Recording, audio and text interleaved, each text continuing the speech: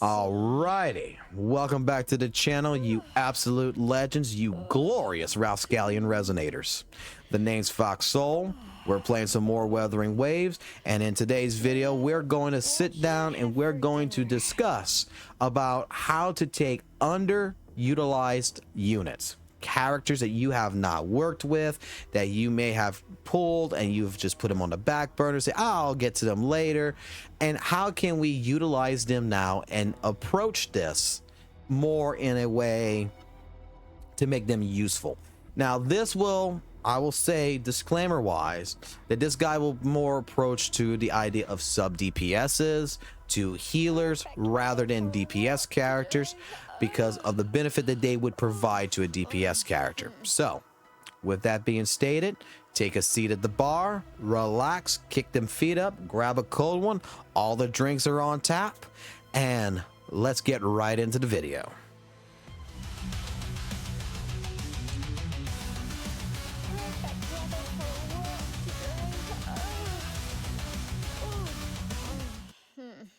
I have discussed this topic multiple times in my live streams, but I don't think I really made a truly good video about this and my thought pattern behind it. Okay, so as you guys know, we're going to be coming into 1.3 with the Shorekeeper banner, Yoo-Hoo coming in, and then soon after that, it's already been announced that we're going to be going into the 1.4 update with its banner that's going to, you know, bring in Camellia. And Camellia is a character that should be, you know, a short sword DPS based character that is a Havoc, and she should be a main DPS character at that point. And for someone like myself, you know, I plan to get all the materials. I plan around that character to build her up and get her, you know, up, ready to go. But what are some things that I can do to support her on a team wise? I've taken a look on it, and there is in particular one character that I have not utilized at all, and I will use that, and I will get to that character later and utilize, you know, hey,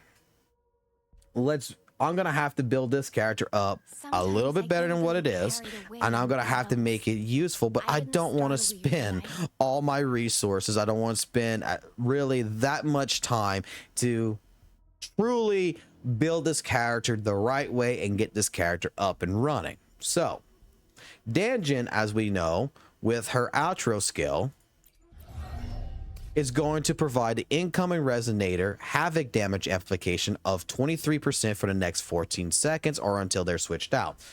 As you can see, she has been slightly built up. Her forte circuit's been built up a little bit. Resonance liberation's been built up a little bit. Intro, not so much with the normal or the resonance skill. And ideally, this will probably be a character, a sub DPS character, that I'm going to want to throw into with Camellia and throw that with the healer and be good to go. Okay, because if Camellia is going to be a Havoc character, she should be doing Havoc damage. This is my thought process. This is not me going, you know, doing any research or anything. This is just coming out my head. So what can I do to make this character support her? Well, I'm going to show you that I already technically have done this for another team. And that is where I have taken Changli, a sub DPS, and made it a main DPS based character. And with Changli, I know her kit is all based upon resonant skill damage, not liberation, skill damage. And that I need to make sure that I am amplifying the hell out of that skill. Well, there is a character, which is a 4-star character that we have, that is Tao Chi. And she is absolutely a character that helps benefit that with Changli to produce I'll show you, a 38% for 14 seconds resonance skill damage amplification. And as you can see, she is by far not built up in any which way, shape, form, but I needed her on the team. So what is a way of building Tao Chi, and the same principle idea of, you know, Danjin, how we're going to do it for Camellia? What did I do? I based it around two different things. First and foremost was the weapon. I wanted to make sure that the weapon that I was using was producing the rank 5, which is a 4-star weapon, Discord, to make sure that, you know, when resin skill is cast, it restores 16 of the GLYTCH energy, the outro skill, to make sure, you know, we're building it up. That's 16 right there. That can be triggered once every 20 seconds. I wanted to make sure that was there with energy regen. I wanted to go ahead, and my favorite set to throw on a unutilized unit whatsoever is going to be straight up the moonlit clouds, to also make sure that that is also benefiting, because with her build you can see, you're going to be like, what the hell, she don't do damage or anything, and that's clearly the point. We have HP, we have right here an attack that we just recently changed it out to, but mainly everything has either been defense or HP. This originally used to be an HP one, but I changed it to attack for some reason. I think I needed it for something else, and I took it off. I think I gave it to GLYTCH actually, and I just threw this on here and I said I was done.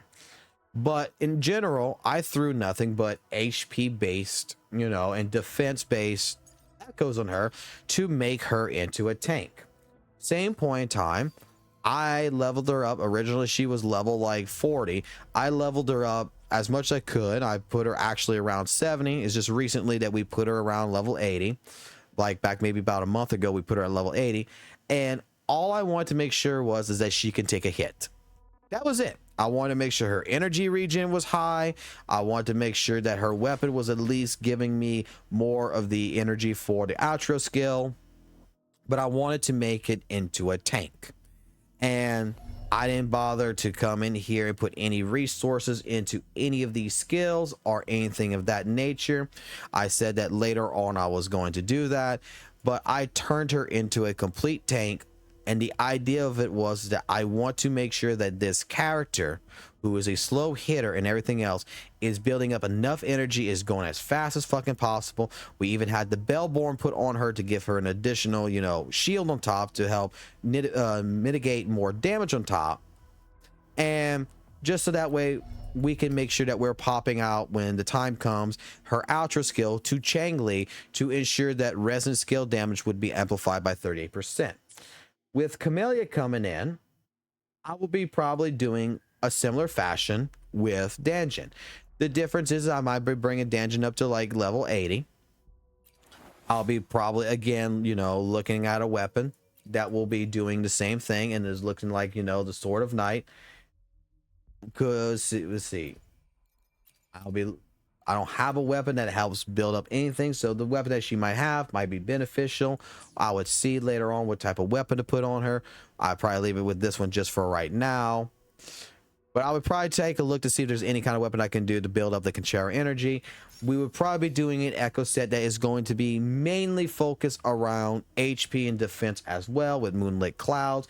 And another reason why we would focus on Moonlit Clouds over any other, instead of doing, you know, a Havoc echo set or whatever, is because with Moonlit Clouds, we're also going to make sure that the outro skill, so with her having, you know, producing a 23% echo, I mean 23% havoc damage upgrade, you know, amplification to Camellia, we're also going to make sure that Camellia is going to have a 22.5% increase on her attack with Moonlit Clouds.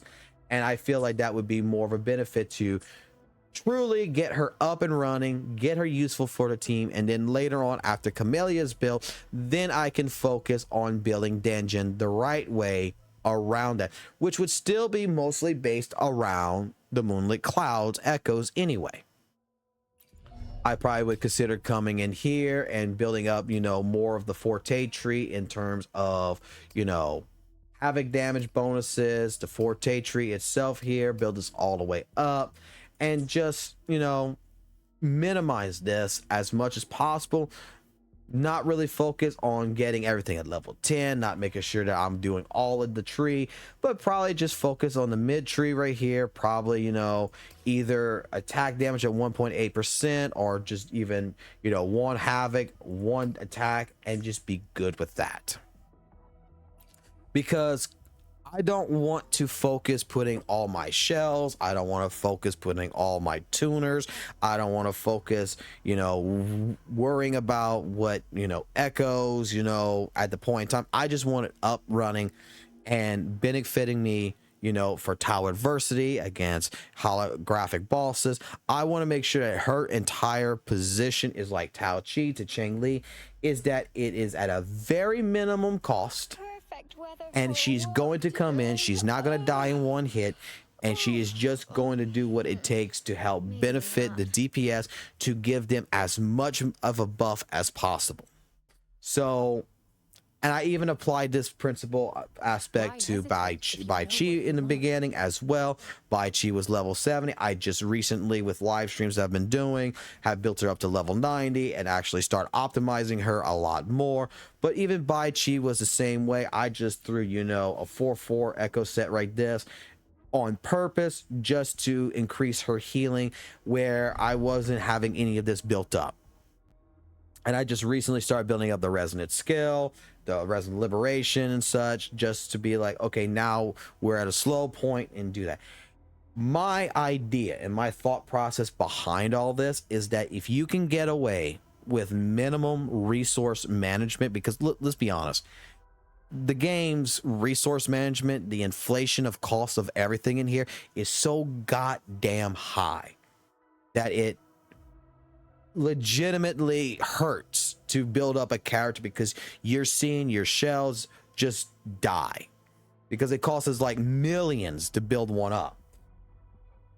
My thought process is that as long as I can get that character working in the team and make it to where she works or he works properly to do a certain job, which in this case scenario is the outro skill, to make sure that it's amplifying damage, it's also amplifying with the moonlit cloud situation an additional 22.5% as well on top of whatever element, skill damage, whatever buff the character is giving, with that principal idea for minimum cost.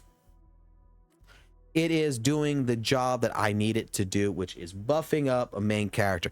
And then when we get to a slow point, you know, when we get to a rerun banner or someplace where, you know, I'm not interested in this character, I'm not going to pull for it type deal, then that is where I can spend the time to build up that character.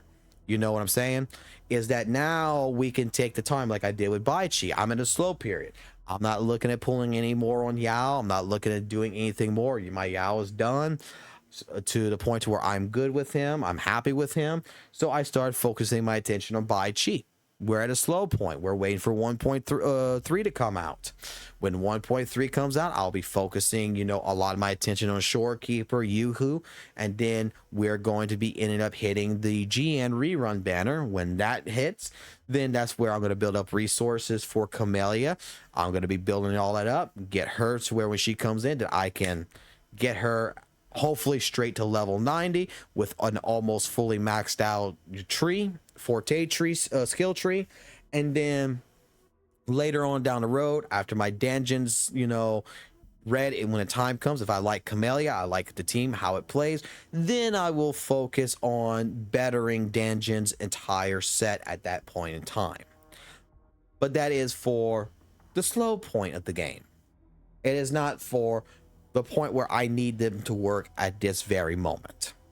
So take what you want from this guide. I mean, leave your comments down below if you agree, you disagree, or if you have a better structured plan on how you focus on building characters.